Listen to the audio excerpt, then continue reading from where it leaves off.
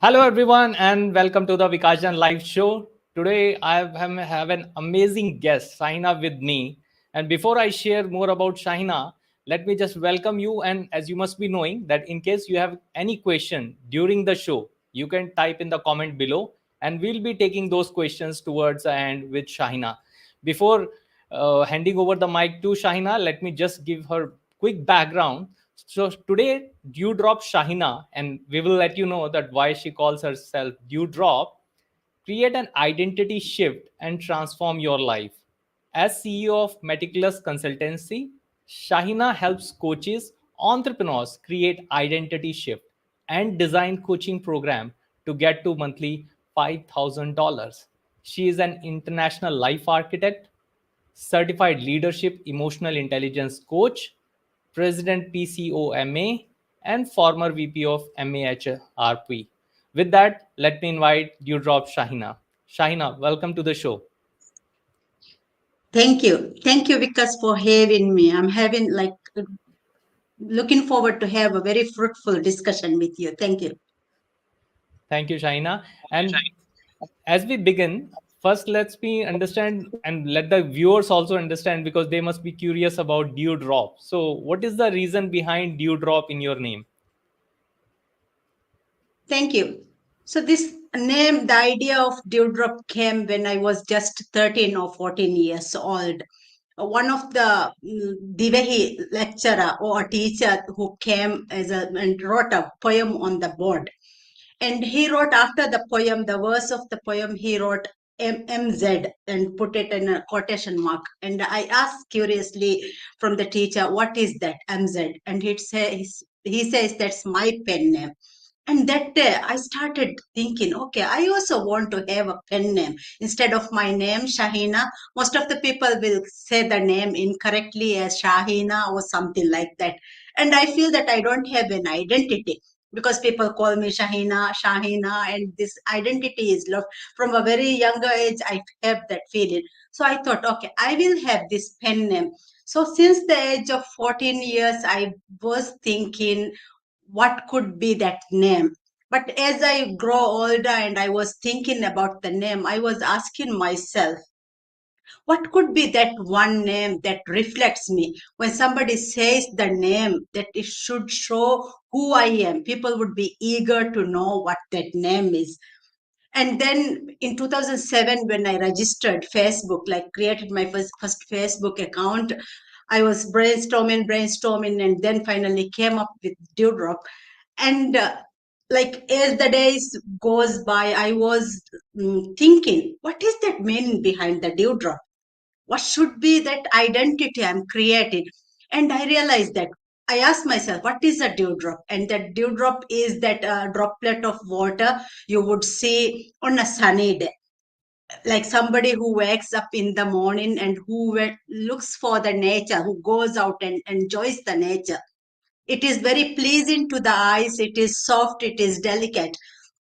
And then I thought, okay, this is that identity I would like to leave behind the world. When somebody thinks about Dewdrop Shaheena, the first thing that should come to their mind is like that smile I have on my face. That I was able to have that candle in my hand and like give a like piece of that light from my flame so that I can brighten up their life.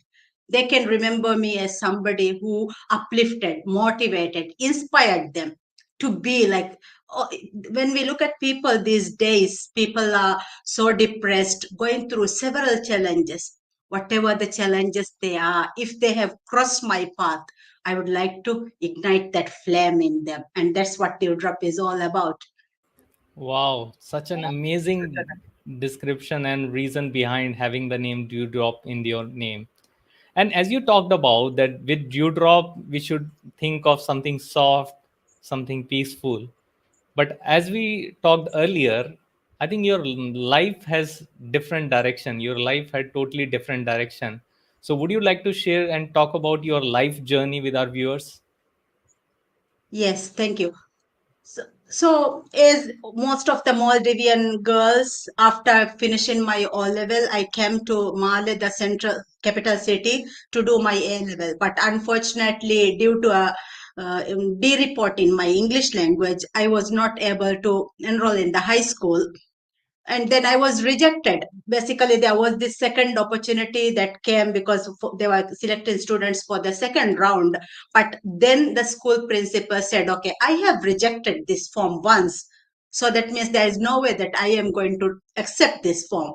And although there was this chance where the students got enrolled in the second time, still I was rejected because my parents were like trying to get the enrollment for me. And then like I lost my because I wanted, by the time I finished my O-level studies, I wanted to become a chartered accountant. I had that very clear in my mind. Even before that, when I finished grade 7, I wanted to be a scientist and I wanted to study science stream. But then the school, because of a C report in English language, again, when I promoted from grade 7 to grade 8, because of a C report in English, while I has 99 in mathematics, 95 in general science, and 94 in social studies, because of this C report, my destiny was stamped. The school management says if the student is weak in English, she couldn't do science, and then I was forced to study business stream. And because of that, I was the best all round student when I finished my primary education. But by the time I finished my secondary education, I became an average student because somebody sealed my destiny with that I have to do business studies. But because I had a very kind and understanding economics and account teachers, I got motivated into becoming a chartered accountant. And then with good hopes and a future dream to become a chartered accountant, I traveled to Male. And then again, because of this day report in English language, I was rejected from the higher secondary education. And eventually, I started working at the Bank of Maldives, where I worked 2 years, and Ministry of Finance. And then going into the private sector, I started working. But along the journey, I also got married. And when I got married, what happened was I got married to a person who was physically, mentally, and sexually abusive.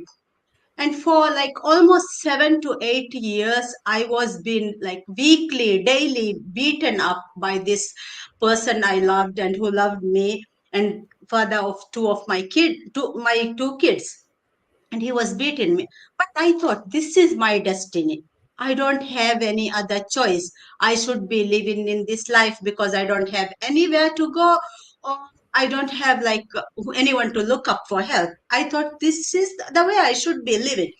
But during that time in 2008, I was doing a diploma in accounting, and we had to do an ethics assignment where I came across the book by Stephen Covey, The Seven Habits of Highly Effective People. This book. So while I was reading through the book, the chapters, almost like around the second or third chapter, there was this concept: take 100% responsibility for whatever that happens in your life. And then I was asking myself, I have been beaten by my husband. I'm in this miserable life. How can I take 100% responsibility for that?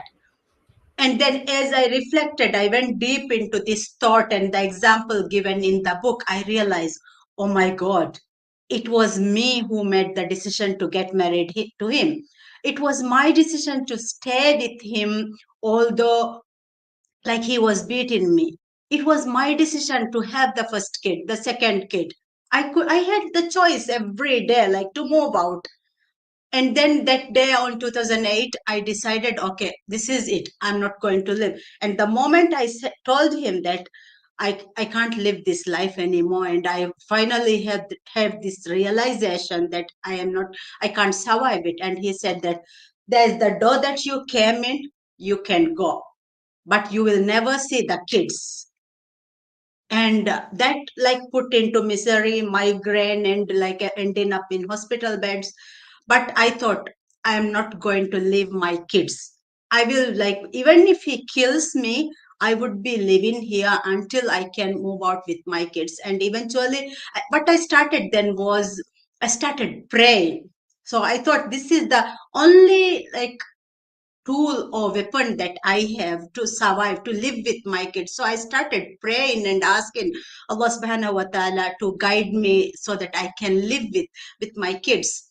And during that time, because I was going through severe migraine and depression episodes, I didn't know what to do. But then again, I came across this second book, How to Stop Worrying and Start Living by Dale Carnegie.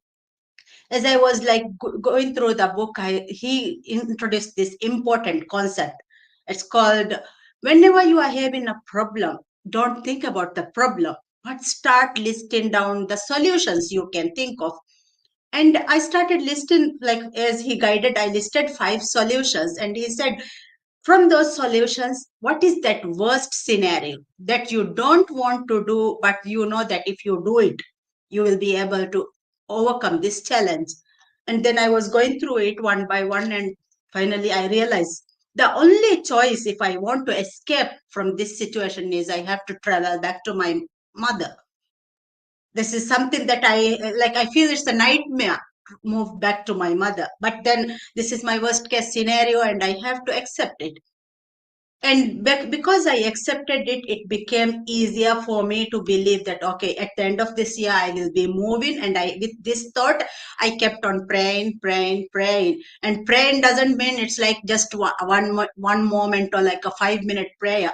But I would spend like hours and hours on my prayer mat, and I will ask Allah subhanahu wa ta'ala because I want to live with my kids. And finally, I was able to move, but by the time I moved, I had 2 broken vertebrae as well. With 2 broken vertebrae, I moved to my home island, and after a month, the kid's dad said that if you are going to stay here, there'll be no financial assistance for the kids. Now you can imagine myself with 2 broken vertebrae, unable to sit down, lie down, holding 2 kids, and then there is not a single penny in my account to feed the kids. But I made a conscious decision that I was able to move out with these kids because I kept on asking Allah subhanahu wa ta'ala to guide me. And he guided me. So he will show us a way that we can have I can feed the kids. And alhamdulillah, I was able to raise my kids happily. Now my elder son is 21 years. He is a diving instructor working in a safari ship, and my younger son is in Malaysia, about to start his university. So that prayers, that consistent belief, that action, and the ability to believe in what I that hold on to that dream, I was able to move out.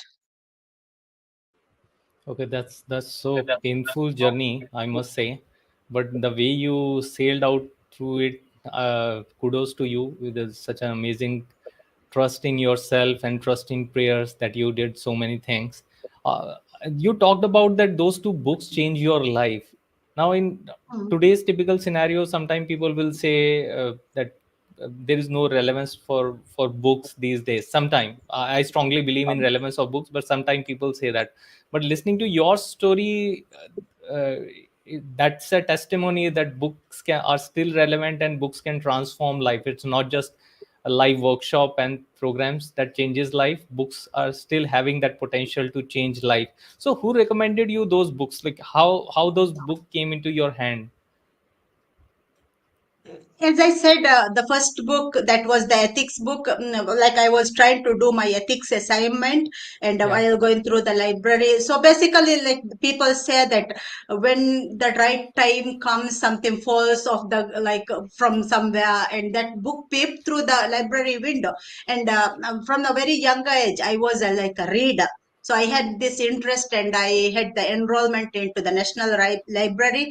And I think I came across the second book because I was just taking my kids even very younger age. My son started reading at the age of 2.5, and by the age of 5 years, he has read almost all the children's books. So I was like somebody who believed in reading and who believed in having that good foundation for my kids. And then even not only those 2 books, I would say I would give credit to this another book, that is How to Stop Worrying and Start Living. No, sorry. the principles, success principles by Jack Canfield, how to go from where you are to where you want to be. So by the time I was like with this back pain and I was unable to do any work, and it was a book given by, I think, my kid's dad, while I was with him. So as I was lying down on the bed, I read the book from cover to cover. That different thing that time with this book was because it was like with activities, a book with activities. So because I didn't have anything to do, as I read the book, I concentrated on each and every activity. And together that time I was reading a book by Brian Tracy called Maximum Achievement. A friend shared this book, so I was reading these two books simultaneously. And you know what, by the time I finished these two books, like it was, my life was planned, written in front of me for me. I had this goal where what would I be doing on my 65th birthday. So if somebody is saying that books are not relevant, I can't say, I can't agree on it. That's so interesting. As I also I had a similar experience where I went to an institution, delivered my talk, and shared my book with the head of the department. And while I came back in the evening, I the head of the department gave that book to her son, and he wrote all the answers. So there was a workbook in towards the end, and he wrote all the answer. Then she shared the screenshot of that those things with me. So it was an amazing thing. And also, that's again a testimony that when people say that reading books, I think there are various versions of reading book, as I sometimes call in my workshop, that uh, reading a recipe of pizza or some dish is one thing, but after reading cooking that pizza is a different thing. So what you did is actually not just reading the book, you actually took the action, like whatever was required, you were writing and created your workbook, and also implemented those things into your life. So that's a again very interesting thing. Sir, what was your journey further, like how you transform into a coach, how those things happened? Well, because I read this book, these two books, like The Success Principles and Maximum Achievement, I realized this one concept. In the Maximum Achievement, he talks about law of attraction, law of cause and effect, and these laws basically. So, what Brent Tracy was saying was that whatever you put in will come out. So he was bringing out this analogy: if you sow the seeds, it will, like, a plant will come out. And also because I was in that low situation, the rock bottom of my life, where I had no choice but I had to stand up and feed my kids, I made that conscious decision again that my kids will not go hungry like the moment I stand up from here. So I made that decision that I want to have my own business. But like after 4 or 5 months of being on bed rest, I was able to start working. And when I started working, what happened was, like, I'm leaving two kids. These kids were like 5 years and 7 years. I'm leaving them behind, and then I'm going to an organization and working. I started noticing this, like, changes in their behavior, because earlier I was living with them alone in our apartment, but now I'm living with my parents, like, and my sisters and everyone. So I started noticing these behaviors, and I realized that no, I don't want to leave my kids at home yet and be in a job, but I wanted to like create something so that I can stay at home and I can work. And by that time I also got married. So we were discussing, I was discussing with my husband, and then finally I agreed I will open a tuition center. Because when I was in Male, the capital city, what happened was all the resources were there. My young elder son, at the age of 6 years, he completed the Cambridge Young Learners Assessment, and he was like a gold star. And then when we are in the island, there was no option, it's just the school. So I was desperate, like living 12 years in Male and then suddenly going and locating myself in a remote island where there are no options. So this Yeah. idea of like tuition center came because I wanted to help my kids. But then I was thinking, no, I don't want to help only my kids, but I want to help the community. And then this idea of tuition center came, and what I did was I invested in a Sri Lankan English teacher. I brought her. We opened a tuition center where we had four classes, 4 classrooms, and then we also franchise with UCMAS Malaysia. There is a Maldivian company, so I bought the franchising agreement, and then we started doing the UCMAS and the tuition center. And with that, I realized that okay, I wanted to help my kids, but I was helping the entire community as well. Then the other challenge that came was as a parent. Now again, I have to reiterate this point again and again. When you live in the capital city, you are confined to that 4 walls. But then when you are in the island, like your grandma's house is next door and that friend's house is the next door, so usually kids will try to go out to visit this house and this house. But what I felt was this environment, the environment where my home island, it's not very like it's very not a what would I say, not a good environment that I want to raise my kids because of certain challenges that we were having. And then I was asking myself, now I'm having two choices here. I can lock my children inside their room, or I can send them out. But I want to send my kids out because I don't want to confine them inside the 4 walls. And I kept on asking this question: how can I help my kids?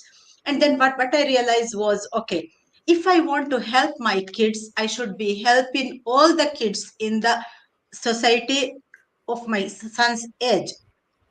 That's where the PCOMA, the Professional Coaching and Mentoring Association, came in. So I registered this NGO. Earlier, it was called the Career Vitamin Society. I named it as Career Vitamin Society because I thought, okay, for the youngsters to have a career pathway, this is where we will be coming from. And I named the.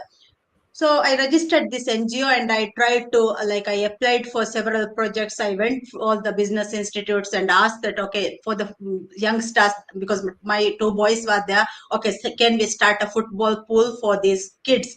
And I was asking this story, like from each and every entrepreneur in the island, but nobody was willing to give anything. But even like a football ball or a cone, nobody was willing.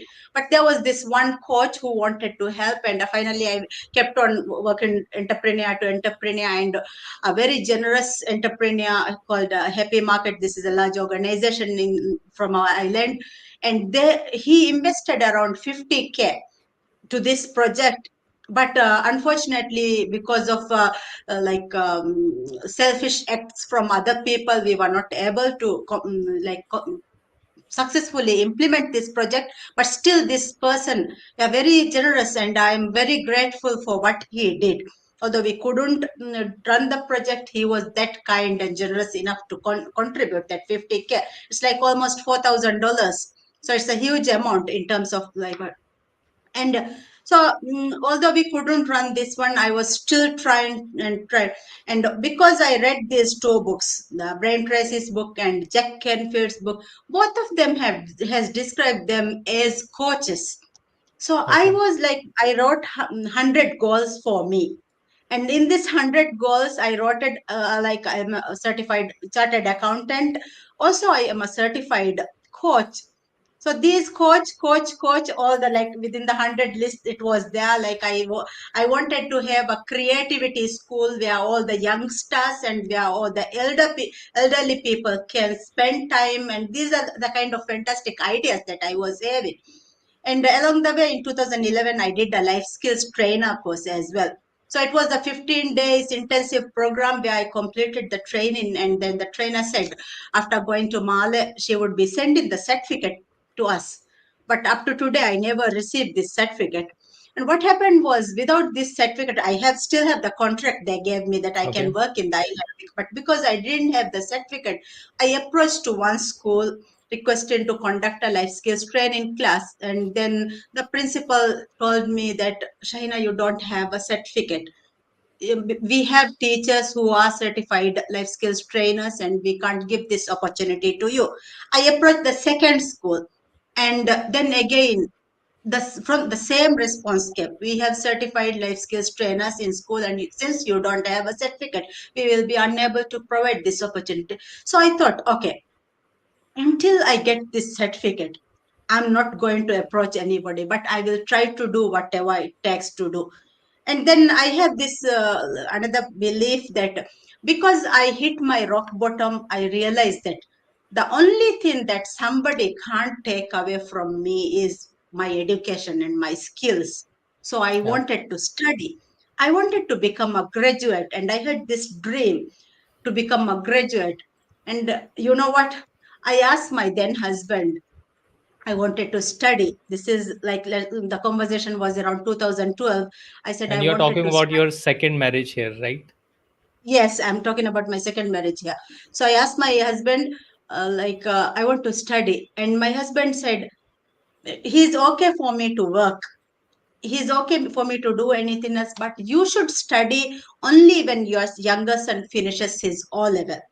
Now my younger son is about will finish his O level in that case in 2021. That's when my younger son will finish his O level. So my husband was putting up this what would say Criteria. yeah that this reality that this is when you should be studying. But the more I thought about, the more I realized the importance of for me to study, because I want to show that example to my kids that you should be studying, that if you study, this is the only thing. Like you can, somebody can take away your kids, somebody can take away all the money in your account, but if you have that skill, if you had that education with you, nobody can take it away. So then I was constantly fighting, it became an argument, a philosophical level argument. I wanted to study, and he's saying I shouldn't be studying.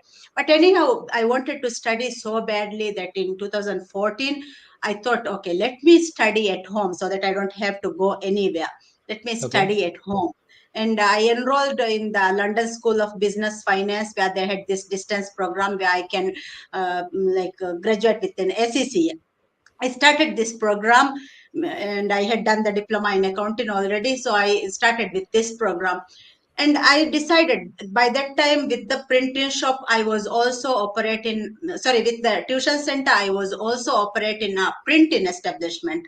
So with the help of my second husband's family, we were able to put up a printing establishment, and we were doing really good. And I decided that every day for 1 hour, I will allocate for my studies. I'm sitting at home, I'm doing the work, and I will allocate 1 hour. But you know what happened? If I spend this 1 hour, it was a problem. Like I became an disobedient wife because I'm spending that 1 hour. My husband was working on the sea. So whenever he called during the night and asked me, Shahina, what are you doing? Or what did you do today? I would say that, okay, if I was studying, I would say I'm studying. Yeah. And then he would immediately outright blame me that you are disobedient wife. You have not been listening to me, and you are not this conversation went on. And this conversation actually, it led me into constant migraine attacks, and I know that I'm going into depressive state day by day because I want to study. I'm studying 1 hour at home. I'm studying, working and doing everything. But if he can't appreciate me and then create these small problems, at the end of the day, there's no satisfaction, isn't it? So with this one Yes. in 2014, finally I decided to become to qualify for the ACCA chartered accountancy title. I had to have 3 years working experience as well. Only the certificate is not enough. So now I'm doing the ACCA examination, and I wanted to work in professional organization. So during that time, I kept on praying. So the one factor that has helped me through all this journey was my prayers. I would say that. Of course, I was working like a grinding. I was grinding, but this prayers was that thing that drove me, that transformed me. So I was praying and praying and praying and asking. Whenever I felt desperate, I would go onto the prayer mat and I will pray. And I got this opportunity to work at Hitaduport Limited as finance manager. And after much discussion, he agreed that I can go to the job. So now the challenge was, I have these two kids. I think my younger son was 9 years, elder son was 11 years by then. And I have to leave behind these two kids and go to a job. What I did was I brought these two kids, and I told them, look, this is the situation that I am in. You have experience with me, like the whatever with your dad, and now this is the situation that is going on. This is what I'm going through, and I want your help for me to go and work in a job. So basically from 7:30 to 3:30 every day I will be away, but I will come home during lunch break. I will drop you to school and bring you to school. And even though like for work, I had to travel around 25 minutes, like by car, if I go, it was 25 minutes journey to one side. So by coming, it was like almost 1 hour if I have to travel. But I said, I Yeah. will commit to this. So, and I talked to the kids and I said, like, I was helping you both all these days, and for me to work, I need your support. Will you be able to support me? To support me means like when I'm away, both of you should follow your timetables. Like we created timetables. When it's 1:30, that means 1:30 you should study. You should sit down and study. And we created this, and they said we agree that mom, you can go for the job. So I left behind these two kids, locked them inside, and I went for job every day. And like every day, I kept on. I was struggling, but eventually, like I felt that mental health was declining because my husband, he is very supportive. He's very encouraging. He's very caring. But when it comes to my studies, he couldn't accept. So it was like this negative thing. Every other night, I would be scolded, I would be blamed, and these things we were struggling. And but I held on to that reminder. In 2017, I started with a master's degree, and when I started master's degree, I took a break from the SECS studies. By the time I had 5 papers left, so I took a break from SECS studies, and I thought I will first complete the master's, and then later I can focus on completing, because it's the professional papers on SEC. I thought I would do that, and so I was working. So now when I started the full-time job, what happened was, earlier I was working around 10 to 12 hours per day, but it became like 18 to 20 hours work per day, because like I wake up at 5 o'clock, 5:30 in the morning. I would cook, and then I would send the once child to school. I would go to office at 7:30, come back at like 12 o'clock, drop the other one to school. I would go to office again, come back by 3:30, 4 o'clock, and then I will be with them for a while, and then I will sit in the printing shop. So I stopped my tuition center by then, and I will sit in the printing shop. And then to cater for because I had to leave the shop to an assistant, I had to cater for it. So from 6:30 or 7 o'clock until some nights at 1 o'clock, 2 o'clock, I would be working with the designs.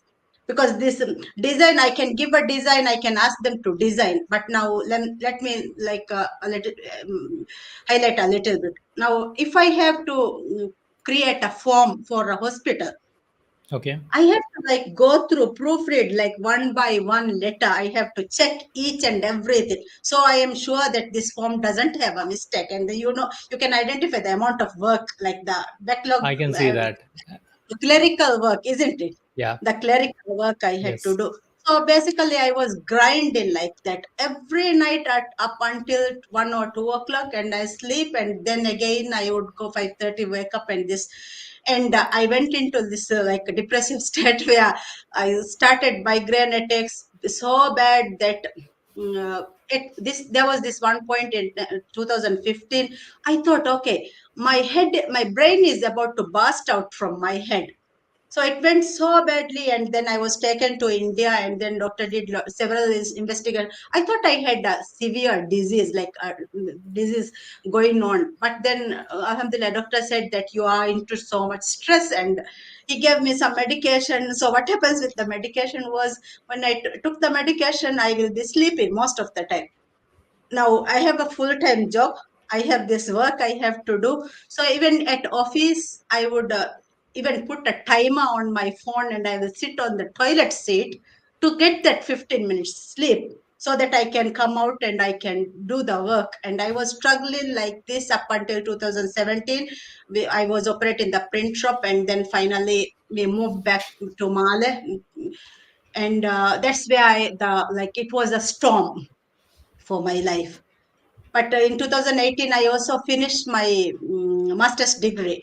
So by the time I graduated, I was asking myself, I had this realization, being an accountant, the higher I go up on the ladder, I'm digging somebody's shit.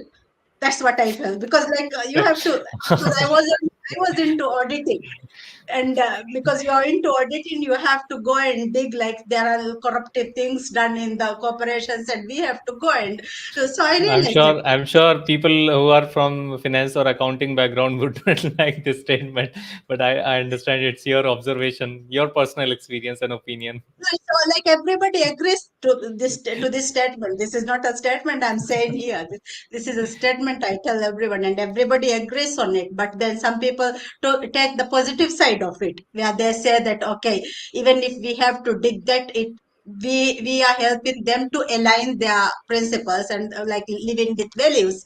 So I felt that okay, for me, becoming an accountant or being an accountant is not adding value to my life, and I kept on like focusing on the initial goals which I have written in 2010 and 11. I was working on this, like going through these goals, and I realized okay, this certified coach, this is coming again and again. So after the finishing my master's degree, I realized okay, enough is enough, accountant field is enough, and I went into a corporate training manager at Villa College, and I started. I thought, then I got the opportunity to do like certified professional coach from Team Coach International Malaysia, and I think late 2018 I started with this one. 2019 I got the first certificate, and what happened was I got the certificate, but I didn't know how to like sell my coaching skill. So I was telling people I'm a coach, and then people were mocking me. Are you a football coach? Are you a basketball coach? People kept on mocking me because this coaching industry is very new to Maldives. I wrote the goal back in 2010. Can you imagine to become a coach? And now in 2019, when I come and get certified and come and tell people that I'm a coach, people kept like mocking me. Are you a football coach and are you a basketball coach? I realized that I might have done the wrong certificate. Maybe because of that, I am not getting attracting clients, or maybe I don't know how to sell. And with this thought, I again got enrolled into the Marshall Goldsmith executive coaching. So I became a certified executive coach, certified team coach from that. And Okay. as I wanted to practice, COVID hit. So like 2019 I left my job because of like the turmoil that I was going through in my life at home. I left my job and I wanted to establish myself as a coach. Now 2020, at the beginning of 2020, I had to move out. I know that I'm going through the second divorce. I have to move out, and I am jobless. So you And had, like if just to say, you had the first experience, first marriage experience where you were bitten, that physical assault was there, and during the second, you had to, because you were so committed about your journey, your education, your skill. mm, So then there was a difference of philosophical opinion, that whether yes, to just surrender yourself to the family or build your own brand and build your own name, and you yes, chosen the second path, that I need my own yes. identity, I need to do something different, and the second divorce happened. Okay, so what happened It's further? And while people who are listening and watching the show, I'm sure there are many, and as it is live stream, so people are going to watch it in future.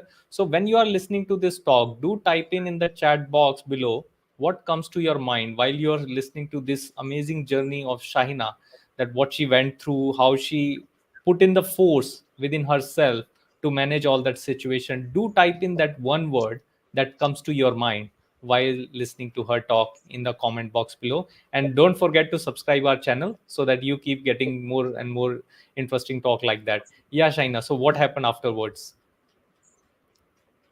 So basically, I wouldn't say that it was like my decision to move out, because I wanted to study. That my husband couldn't accept me. So even like after he sent me off, I was even begging, like I want to live with him. But by that time, because we couldn't align the philosophical, like he was kind, he was understanding, he was everything.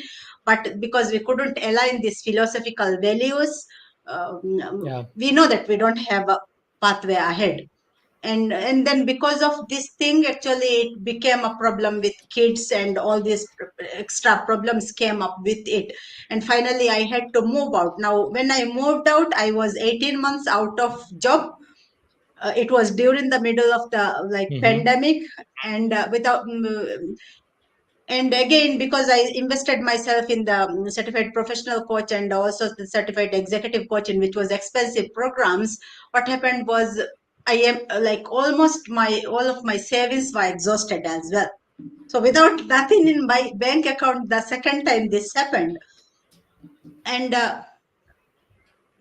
during this time again, I had no other resources other than the prayer mat.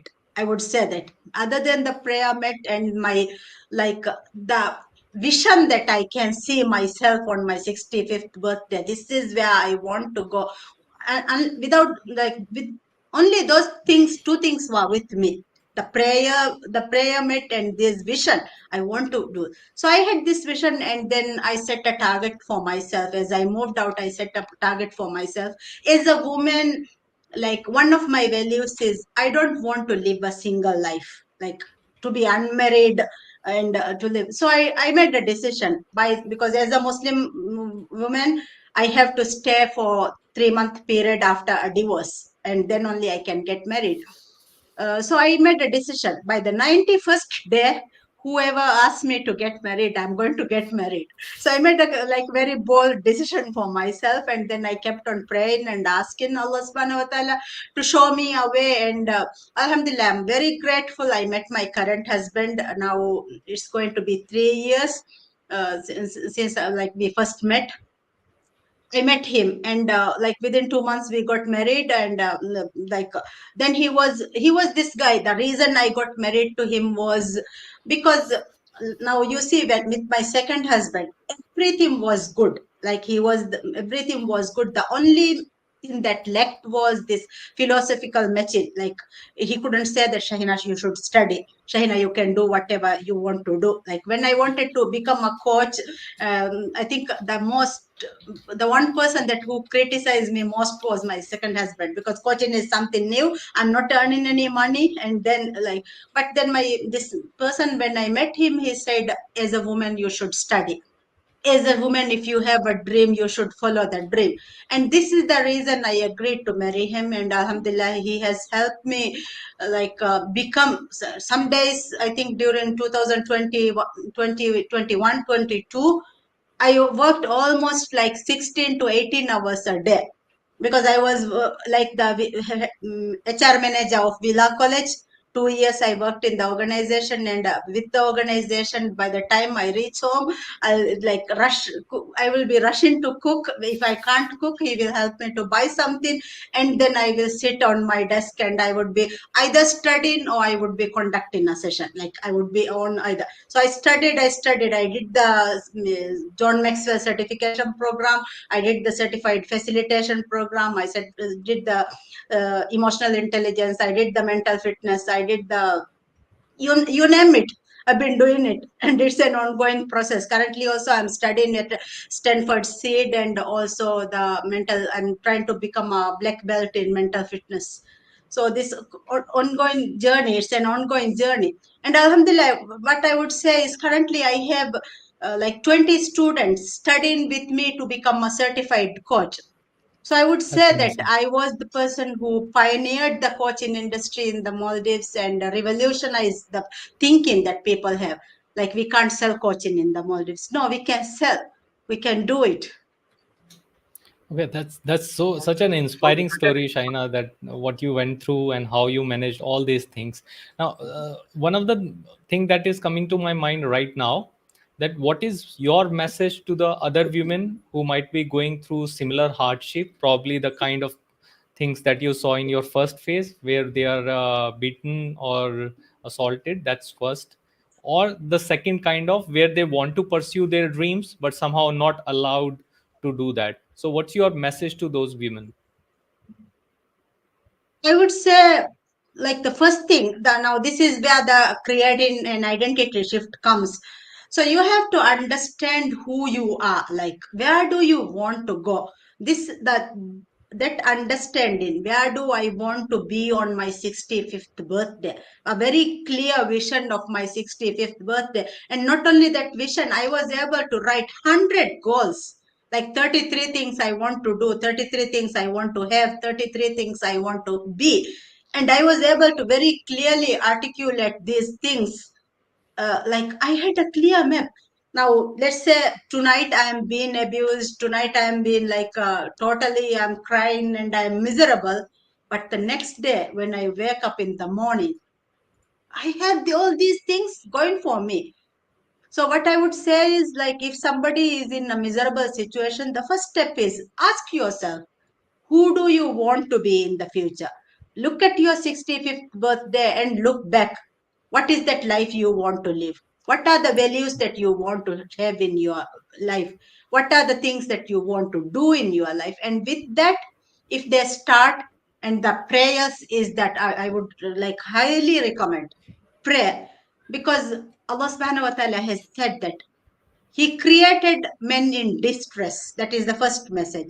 The second message is ask and I will be given, like I will be accepting your prayers. And then there is a, if with every challenge there is ease.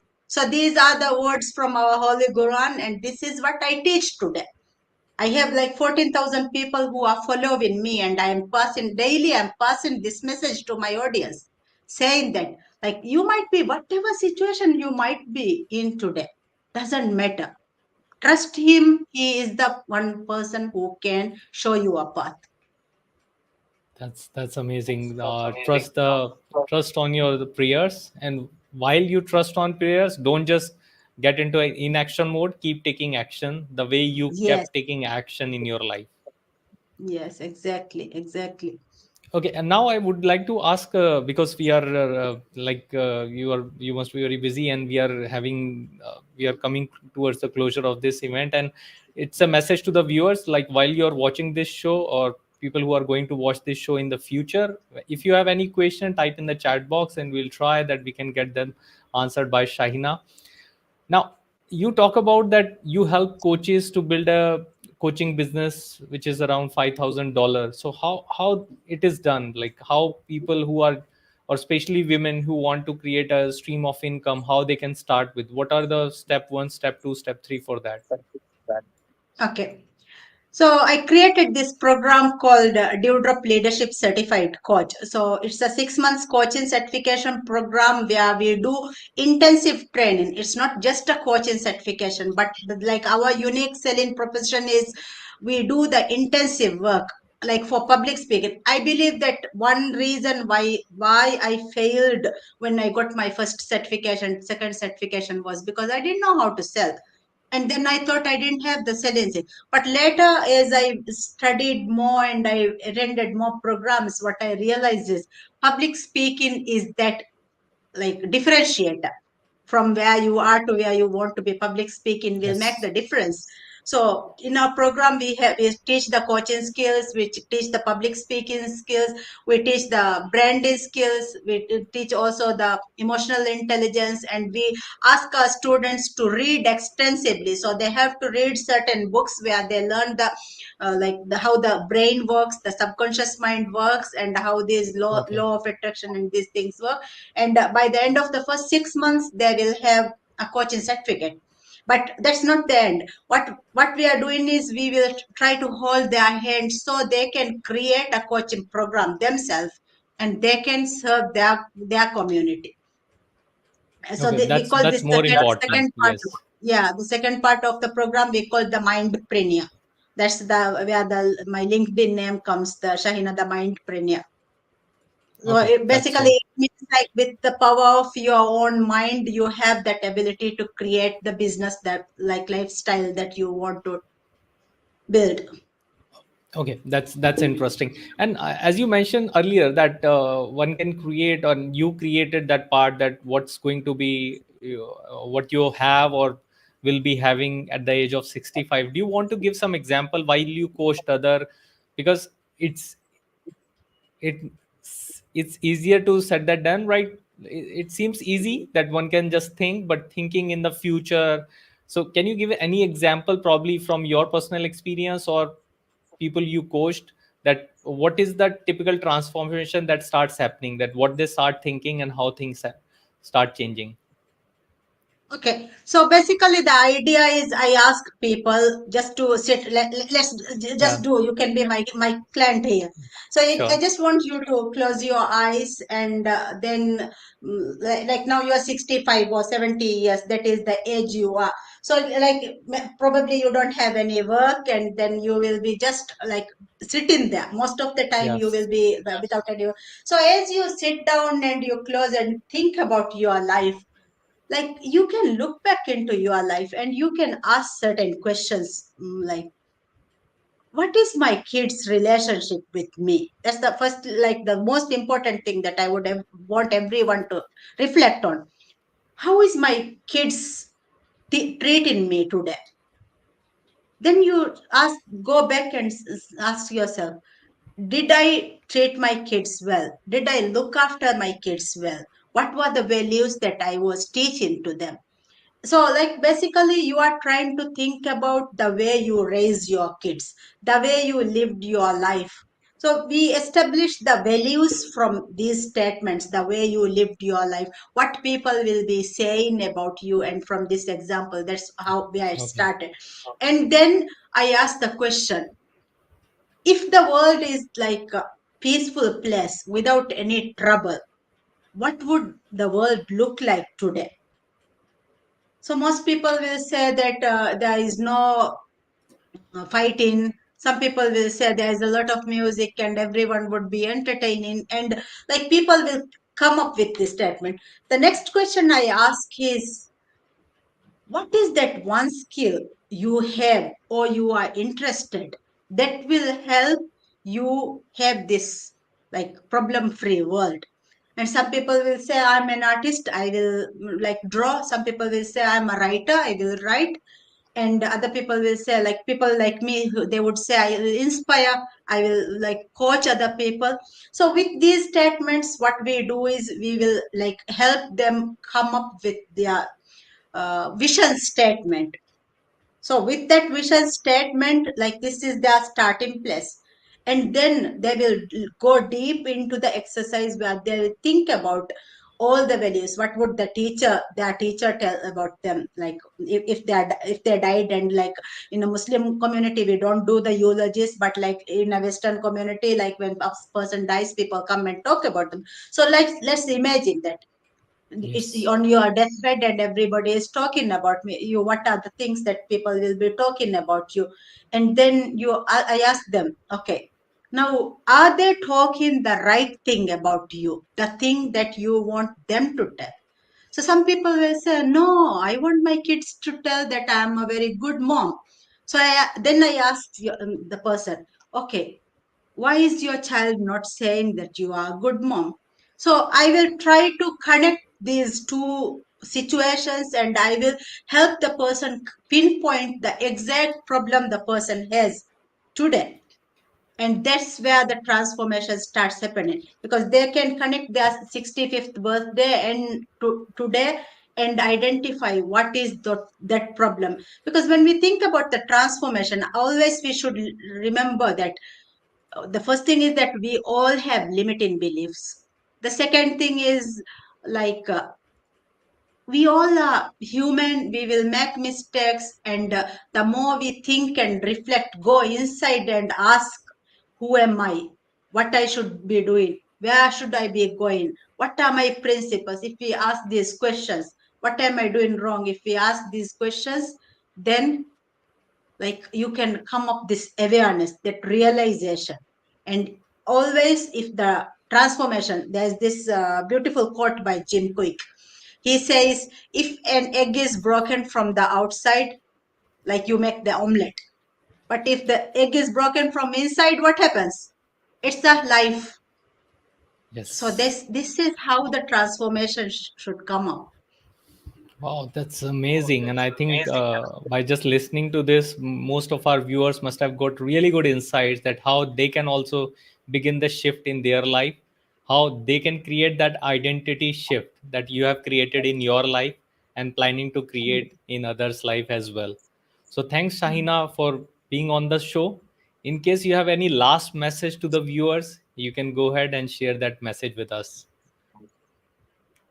Well, my final message is I would say whatever the challenge you are that going through at this moment, you might be going through any trouble, any challenge, any suicidal thought, whatever that you have today, this is the exact moment that you can change, transform your life. So start, the first thing is start with a smile and gratitude. Smile yourself, have a big smile on your face even though you're crying, because the moment you start smiling, your hormones will start, like the all the nerves will start connecting for you. You'll feel that gratitude. Sometimes smiling and gratitude is not about the being positive, being happy, but it's like being grateful for all the small little things that you have. Think about your ability to see, your ability to breathe, your ability to talk. And when you start reflecting, focusing on these gratitude factors, like gratitude activities, tomorrow you will have more things to be grateful. And then the next day you will have more things. And that's where the abundance, like you eliminate yourself slowly with gratitude from the scarcity and you get into the abundance mindset. So I have this flame for all of you. Get a blink of light up from it, sparkle, and then light up your life. Thank you. Wow, amazing, Shahina. That's such an amazing closing thought. I'm sure it must have ignited so many other lights and going to ignite more in the future. Thanks again, Shahina. Thanks for being on the show. Thank you. Thank you. This is a great opportunity for me, and I am very appreciative, very grateful for the service you are doing to the community, to the world, and the amazing contribution. So thank you. Very grateful for this. Thank you, Shaina. So with that, you thanks viewers for watching this show. I'm sure you must have got really good insights. Whatever one word that comes to your mind while watching this show, do type in the comment box below, and this is going to stay forever. And you can share this tech talk with the others as well, so that people can inspire with this talk, Vikas Jain live show, and help others also ignite that thought process. With that thought in mind, do connect us for the future program and the future session. See ya. Bye bye.